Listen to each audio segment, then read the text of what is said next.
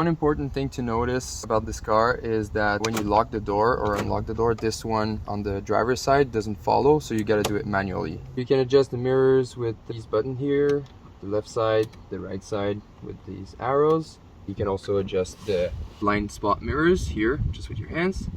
For the FM transmitter, make sure that the radio is on the same channel as what's written in here. You can put your phone in here, it has a little sensor and it works with the Bluetooth. This also do contactless charging if your phone allows it. The owner's manual is located in here along with the insurance papers. For the sunshades, I usually keep all of them installed at the back so that way it stays fresher in the car and you don't have to bother with them. And for the ones at the front, I usually tuck them inside here above the double sleeping bag so that they don't move too much. There's 2 panels for the side windows and they're just like a perfect fit. So they should hold just like this. This one you can just unfold it and then I use the panels here just to hold it in place. And there you go.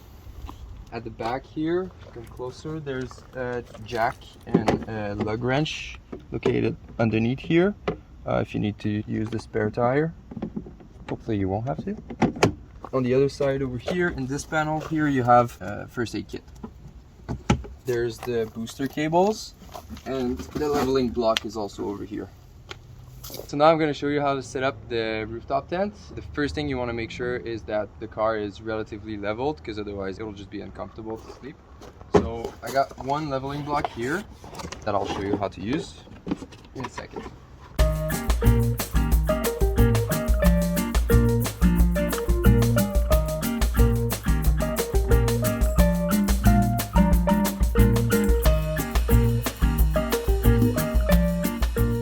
For the tent, I'll show you step by step. The first one is to take these ones off, then come to the other side and pull these two.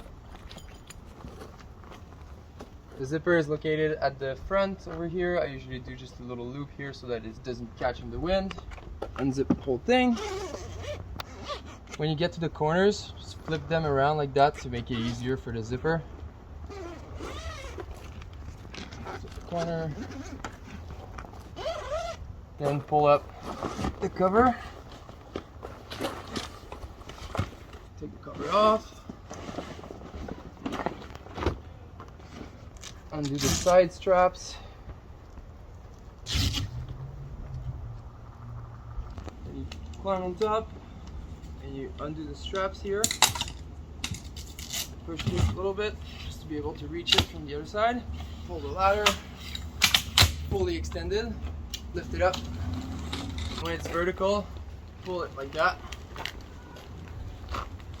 At this point you want to make sure there's nothing blocking the hinge over here.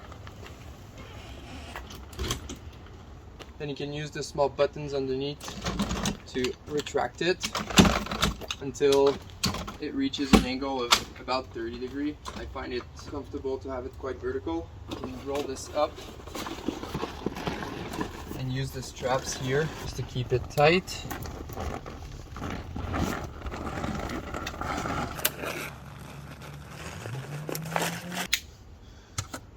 Flip all the corners. Around the hinge, you'll see there's a little opening that gets to the inside of the tent. So to make sure that the bugs can't go in, just make sure that this is nice and tight. And I'll show you what to do from the inside to make it even more bug proof.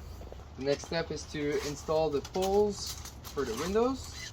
It's very simple. There's a hole in here like that. Bend it and install it like this. The electronics are located here behind the front seat. These are some battery packs. There's a flashlight as well, and there's a string light set up in the tent, so you just plug the battery pack to the USB here. The normal setting is the number 8 on this. If you don't have the remote, you can just use the button over here. That also is going to change it one by one until you get to the number 8. And there you go. You have a nice string light in the tent. These bungee cords are used to keep the tent tight when you close them, so you can undo them. And I usually just leave them hanging somewhere over there. For the little opening, the other step to do from the inside is to take this canvas here And just tuck it real good down there. And if you're using the windows, I usually also add the window on top of it, just to make sure that the bugs can't get in.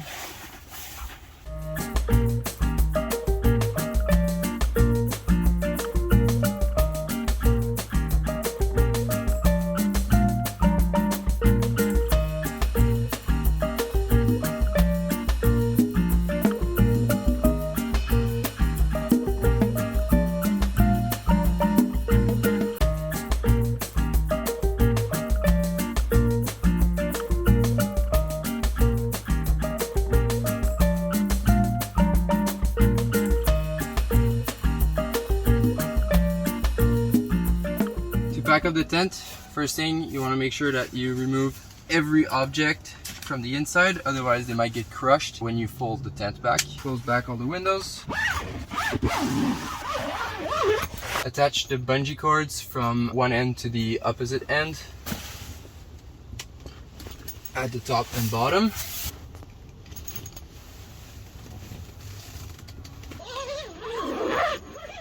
Roll down all the doors, zip them.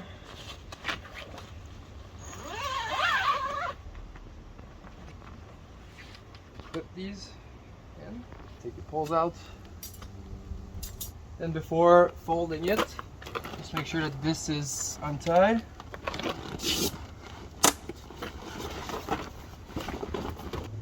Before closing the tent, the ladder needs to be pretty clean, so just make sure you clean it. Extend it fully and lift it up. Once you reach this point, you can use the ladder to fold it. Try to put the canvas in between the poles.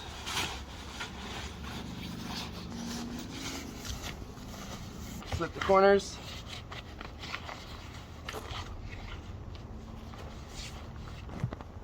And use the straps.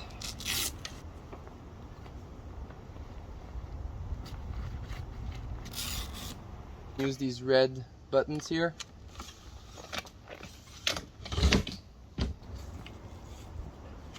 Secure the ladder with these straps.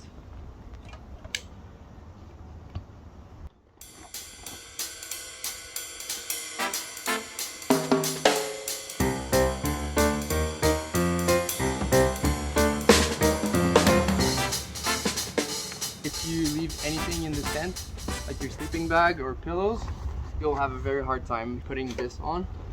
So empty the whole tent to the side here and zip it back. Once again, make sure you flip the corners to zip the corners here, otherwise it's pretty tough on the rubber.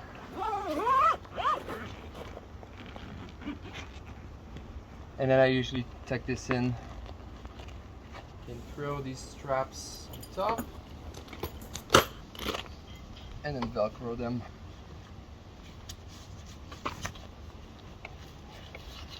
To use the kitchen, these drawers have locks, and then pull it and it's going to lock when it's at the end of it. Same thing, pull it down. So this one has two panels like this that you can remove, move around. This drawer here, the lock is for the bigger drawer, so it's for the drawer that has the sink in it. And this second drawer with the stove doesn't have a lock. And you can push the sink down, you have your sink.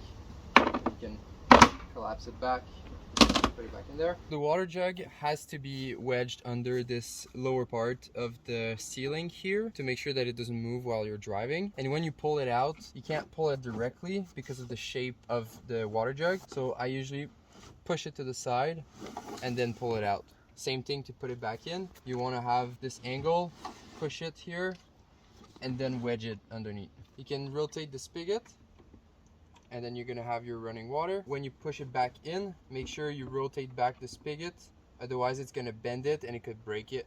To use the stove, open it like this, and you can put these little panels and push it to the far side of the drawer to have enough room for the tank.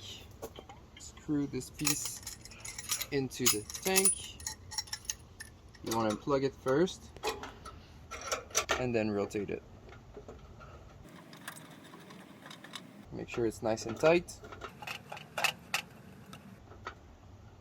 turn on the gas and light it up with the lighter. To take it down, unscrew this part first and pull it. Remove these. And I usually just keep the tank there, and it should fit inside the drawer. You'll just need to make sure that the sink is collapsed, otherwise it's not gonna close.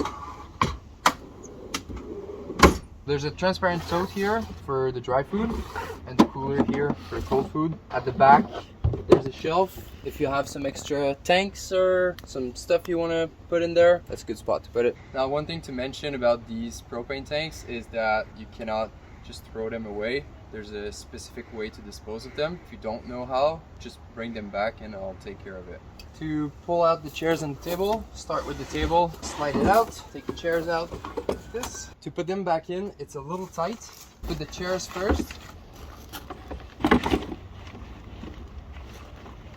You want to try to keep as much room as you can for the table. Okay. Slide the table in. Set the canopy, take it out of the box. Take out the canvas. Then what I usually do is flip it upside down and take this off. Extend it. Install the canvas on top.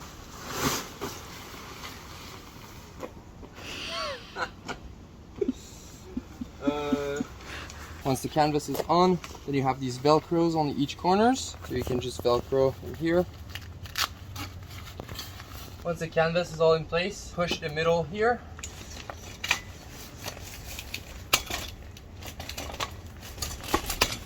Until it pops. Adjust the legs to whatever height that you need. It should be a little bit here. Use the pegs into the holes here and with the ropes here to secure it for the wind. And push this handle down. And this should loosen up everything. Take the velcros out on each corner. Retract the frame.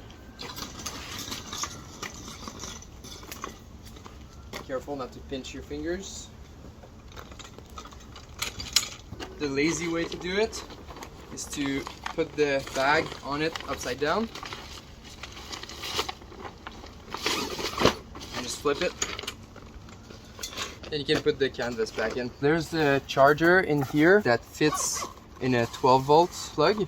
And there's a 12-volt down here in the corner, so you can charge the Jackery while you're driving. You just want to make sure that this compartment here is all emptied, because it's very easy to knock off the plug while it's in, and it can definitely break it. Once you plug something you want to charge, press the button and it's going to turn on the plugs here.